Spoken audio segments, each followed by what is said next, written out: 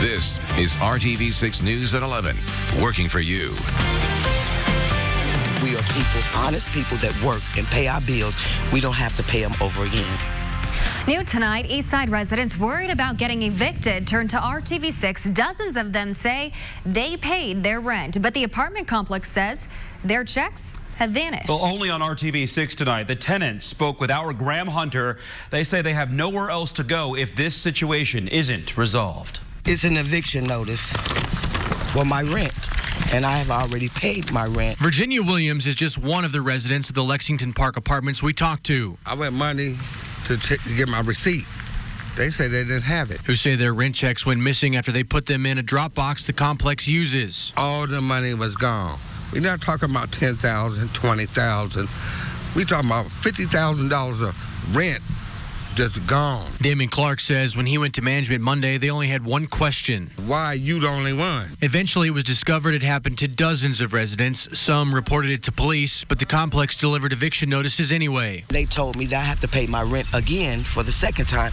I don't have the money to pay my rent a second time. When are they telling you they have to be out by? We have to be out by the end of the month if we don't pay this. Williams says she doesn't have anywhere else to go. It makes me want to cry that they're going to put me out. She has a suggestion to make sure it doesn't happen again. I think it need to be, instead of a mailbox, it need to be a hole where it can go inside of the building instead of outside of the building. That's their negligence, not ours. I stopped by the front office. Managers refused to answer any of my questions, referring us to their corporate offices. No one ever got back to me. Reporting from the East Side, Graham Hunter, RTV6. Thanks, Graham. And some residents say they'll be able to cancel their rent checks or get refunds for their money orders, but tell us that could take weeks. RTV6 will keep pressing the apartment complex management to help those residents facing eviction. If you have a problem and need help getting answers, reach out to us at workingforyou@rtv6.com. A wet night around central Indiana. This was the scene a few hours ago in downtown Indianapolis. And here's what it looks like right now from our Weather Now camera network. Storm Team 6 Chief Meteorologist Kevin Gregory is here with your forecast. And Mark, a quick third of an inch just like that. It's all part of a temperature transition. 81 yesterday. By tomorrow afternoon, we'll be stuck in the 50s where we're at right now. It's 59 degrees. Wind is out of the northwest, which will continue to drive in the cooler temperatures. Rain's not over if you're from Muncie down to Newcastle and through Rushville. There's some heavy downpours there. Quickly move through Portland, Winchester, and Richmond. Not expecting any strong storms. You may get a brief gusty wind with some of the heavier rain. Cooler air to the north and west, almost in the 40s already in Lafayette. You'll wake up to dry conditions. The roads may still be wet, but in other words, active rain will have ended. Temperatures right around 50 degrees. We'll finish your hourly forecast and look through Mother's Day weekend coming up. And today marks 5 years since a car hit and killed 2 highway workers on I-69. It's a day to remember the lives lost and remind drivers about the importance of work zone safety. Work zone safety isn't only about the workers, it's about everyone. 24-year-old Cody DeMoss and 49-year-old Kenneth Durson were killed while removing construction barriers at the end of a work zone. The driver who hit them was eventually sentenced to prison time. Advocates say on average 3 to 4 construction workers will be hit and killed each year in Indiana. Police say no destination or text message is worth taking a life. What I see a lot of is selfish drivers, people that are only worried about getting to their destination as quickly as possible, and anything else is an inconvenience. If people would just drive with more courtesy and respect for other people, I think the roads would be safer for everyone. In Indiana, drivers who cause a deadly accident in a road construction zone can face a felony charge with up to 8 years in prison and a maximum fine of $10,000. And school bus safety is a big concern for parents everywhere. Now a central Indiana district is adding new technology to make sure your precious cargo is better protected. Bartholomew County school buses will have cameras giving drivers a virtual 360-degree view of the outside of the bus. The new buses will also have special sensors. It helps them to know where their speed. It gives them where they can see what the speed is. If they're coming into a work zone, it tells them. It reads all of those signs for them. So that, again, that's an additional tool for them. Bartholomew County Schools is the first district in the state to use this new technology. Now to a different kind of transportation concern for parents. Some teenagers are getting around rideshare rules. Amy from Carmel tells RTV6 she found her daughter was sneaking out night after night using Uber and Lyft. The 16-year-old used her high school friend's credit cards to make accounts. You're supposed to be 18 to use those services. Uber and Lyft say it's up to the driver to determine if a rider is underage. When you have a teenager that's in the middle of a neighborhood in the dark with no bag going somewhere on a school night at 12 a.m., the drivers know that the kids are going somewhere that they shouldn't be. Amy wants the companies to do more to prevent this type of thing from happening. So what can parents do if they end up in a similar situation? Well, we asked Uber and Lyft that question, and they did not have an answer. New rules could be coming for the electric scooters you see around Indianapolis. Tomorrow, the city will introduce several regulations.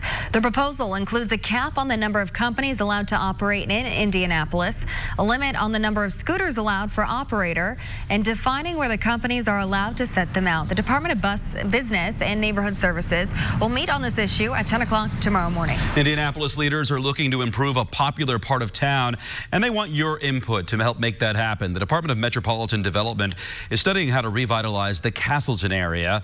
That includes a 4-mile area around Castleton Square Mall. Starting tomorrow, you can share your opinion and ideas by taking an online survey and by going to mycastleton.com. Public meetings will also be held over the summer and the fall.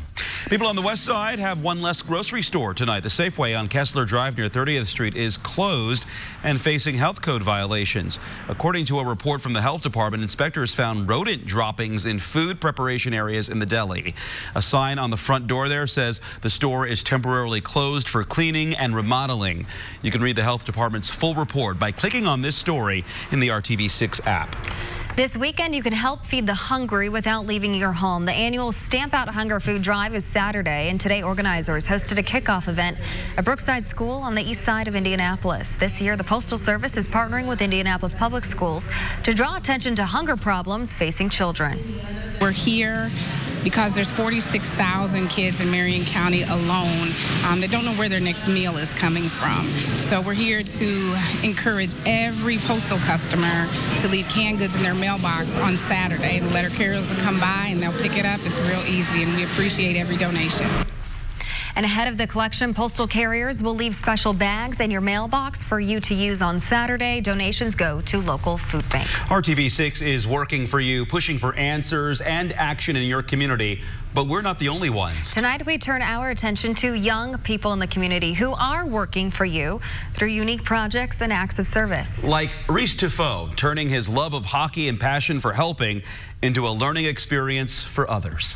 For 10 years, Reese has helped coach the Indy Twisters, a hockey team for kids and adults facing physical challenges and developmental disabilities like autism and ADHD. My favorite part is when you get to see the kids achieve their first goal that they had set originally. Reese started skating when he was just 3 years old, inspired by his dad's love of hockey. There's something freeing about just gliding on the ice. And when he was 7 years old, Reese started teaching others. Carter Gordon, who was the first kid that I ever tried to teach when I was 7 years old. He was a great, awesome coach to be with. It was a lot of fun. Hockey was so much fun. Getting to see his eyes and face light up when he, for the first time, got his feet on the ice. It was the first experience I had with teaching the kids, and it was the one that has stuck with me probably the most. Over the years, Reese has coached the Indy Twisters in games and tournaments across central Indiana, giving some of the athletes their first chance to win a medal. You get the satisfaction of seeing all of the smiles on people's faces and lightening up the attitude of everyone in the room when a kid makes their first goal. Helping people in general is something that is definitely kind of just part of me. Now, Reese is just days away from graduating Carmel High School. He plans to continue helping and teaching young people by studying music education at Butler University. We need your help to recognize more young adults who are working for you. If you know of a kid or a teenager making a difference in their community and inspiring others, let us know at workingforyou@rtv6.com. The interview is over. So what's next? Hiring Hoosiers explains how you can still make a good impression after meeting a potential employer. Also, police are investigating possible friendly fire in the chaos after a Colorado school shooting. You're watching RTV6 News at 11. Prices at Ross. Yes for less. This is RTV6 News at 11, working for you. An armed security guard may have mistakenly fired on sheriff's deputies and hurt a student during this attack at a Colorado high school. Investigators tell ABC News they're talking to the security guard to sort out the facts. 2 students are accused of opening fire on classmates Tuesday afternoon, killing one and wounding others.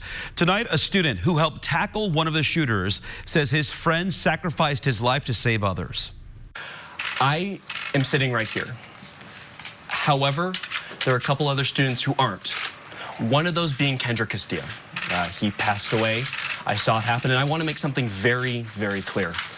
Kendrick Castillo died a legend. He died a trooper. He got his ticket to Valhalla, and I know he will be with me for the rest of my life. The suspects are 18-year-old Devin Erickson and a 16-year-old who is not being named. Both could be charged with up to 30 counts, including murder. Another animal at the Indianapolis Zoo is facing a life-threatening illness. Today, the zoo announced a third African elephant has contracted the virus that killed 2 other elephants in March. 13-year-old Kadar is being treated aggressively for the disease after testing positive this week. The zoo says there is no vaccine for the virus and it is not preventable. Other animals and humans cannot catch it. Hiring Hoosiers is an RTV6 commitment, connecting you to jobs, training, and other career resources. But our mission doesn't stop when you find a job you want. Tonight, you asked, what comes after you have an interview? Our career coach has answers for you. It comes down to going back to the basics and using good manners. So this is the kind to really showcase your communication skills and send out those personal emails or handwritten notes. Why would you use thank you notes? It's a chance to sell yourself one last time, show your confidence, and explain why you are a good fit for the company. It also gets your name out again and leaves a really good first impression. Nicole Korn with Central 9 in Johnson County says your thank you note should show appreciation for your interviewer's time and effort, mention something specific from the interview, and express interest in the position again. And remember to proofread. Always important to proofread. Well, Indianapolis is preparing to turn 200, and the Indiana Historical Society is asking for your help celebrating the milestone. IHS is calling on neighborhoods, community groups, and individual citizens to share historical information about the city. The goal is to identify resources about the people, places, and events that have shaped Indianapolis over the past 200 years. Documents, oral histories, photographs, and other items will be put on display through digital archives, exhibitions, and other projects. For more info, call 232-1882. And RTV6 is celebrating a big milestone as well. May 30th marks 70 years that we've been broadcasting into your home. And so every day this month, we're bringing you stories from decades ago to share with you how much has changed over the years. Tonight, a look back to January of 1989 when reporter Jack Reinhardt talked to the Indianapolis Fire Department about a first-of-its-kind rescue using new technology. The overturned car is only part of today's training session, but had the driver suffered heart problems, the fire department will move into action with more than just block and chain. 8 rescue squads now carry heart defibrillators, and for the first time ever last Saturday, the machine is given sole credit for saving the life of an East Side man whose heart suddenly stopped beating. There's a lot of work gone into this, and it gives them a lot of positive feelings about themselves and the work that they're doing. But there is some degree of importance to it. Not that we just keep saying that, but there is. We're able to show that to them now. The victim remains in stable condition at Community Hospital. It took 4 separate shocks, but fire officials credit the defibrillator with saving his life. The $6,000 machine actually stops the heart by passing an electrical charge across it. The heart is supposed to restart with its own normal electrical rhythm. But there exists a very narrow window of time in which the defibrillator can reach its potential. A 7-minute window that starts from the time that the person actually begins to go down. So you have to include the time that somebody recognizes a problem, the call going through, requesting emergency assistance, the driving time, and the time accessing the person.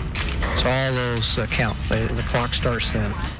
140 firefighters have received training on the defibrillator. The department hopes to have a total of 30 defibrillators on the street by the fall of 1990. With a much improved response time, the department estimates it can save an additional 50 lives a year.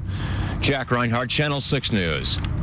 IFD says last year alone, rescue crews worked on 777 cardiac arrest cases using EDS like the one in this story and cardiac monitors. And these daily trips down memory lane lead up to May 30th and our 1-hour special at 7 p.m. 70 years together working for you. You can also find more memories from former RTV staff at indychannel.com/70 years. It's happening right now. Temperatures are falling in central Indiana. It's 58 degrees in Indy, 56 in Kokomo. Temperatures tomorrow only around 60 for the optimistic high. There's the dividing line between the warmer air being pushed out of the state and the cooler air arriving. Still some showers. Greenfield up to Marion, and then the leading edge, a little heavier downpours just to the west of Winchester and Portland, down through Rushville and just northwest of Greensburg. Dry tomorrow, lots of clouds, chance for showers over Mother's Day weekend. Right now it's later Saturday and the first part of Sunday or Mother's Day. Temperatures will stay in the 60s. Remember, it was just yesterday we hit 81. We've been in the low 70s today, and then temperatures stay below average through the weekend into the first part of next week. Temperatures tomorrow right at 50 degrees to start the day. Lunchtime temperature 54. Lots of cloud cover around, but we'll stay dry. That northwest wind will make it feel even cooler. Temperatures range from just 57 to about 60. Not much of a temperature range. Looking at the weekend, pretty stable temperatures, about 10 degrees below average. As we mentioned, later in the day Saturday, some shower chances increase, and the first half of Sunday. Out at 16th in Georgetown, temperatures first thing in the morning start in the upper 40s. As we get later in the day, 6 p.m., 30% chance for some showers and 59 degrees. Anywhere in central Indiana, temperatures will still fall short of 60 in many spots. Let's look at Sunday, first part of the day, 7 a.m. There are the showers. They continue through mid-morning into early afternoon, then start to push off to the east after that. So an improving situation, I think, for the second half of Sunday. Here's your 7-day planner. Temperatures over the next 7 days just reach average, but not until the middle of next week, Wednesday and Thursday. As far as our rain chances are concerned, the chances there Saturday and on Sunday, and some minimal chances in through the middle of next week. Kevin, thank you. It's been a couple of years since the Colts parted ways with Chuck Pagano. All new at 11, the former head coach is working with the team again in an effort to beat an opponent off the field. Tonight, Pagano hosted the annual Chuck Strong Tailgate Gala at the Colts complex on the northwest side. The event raises awareness and funds for cancer research. Doctors diagnosed Pagano with leukemia in 2012, shortly after he was named Colts head coach. I'm better, not bitter. We've said that for a long, long time. So this is much bigger than football. It has nothing to do with myself. It doesn't have anything to do with the Colts. It doesn't have anything to do with the Bears. This is all about coming together as a community, raising money for cancer awareness. Well, you heard Pagano mention the Bears. He's now the team's defensive coordinator. Did you say the Bears or the Bears? The Bears. The Bears. All right. Speaking of that, right. In other words, enough of that. Enough of that, boys, yeah. All right, we have Dave First standing by. Guys, we're getting into the meat of it. It's Grand Prix weekend first off, and then soon enough we'll be talking about the Indy 500. When you think of the name Steinbrenner, certainly you think of baseball. Well, that might be changing if George Michael Steinbrenner IV has anything to say about it. His unique story coming up next. The News 11 continues. Working for you. Well, good evening to you. A lot of storylines heading into this month of May, and one is a youth movement. 6 weeks ago, Colton Herta became the youngest to win an IndyCar race, and as car owner, the youngest to do that as well. And for George Michael Steinbrenner IV, the future is now. There are many paths to the IndyCar series, and while many have dreamed of one day being a driver, George Michael Steinbrenner IV has always wanted to walk through the pits as an owner. But before he got here, it actually started here in Global Rallycross. George is working with Colton Herta's father's team.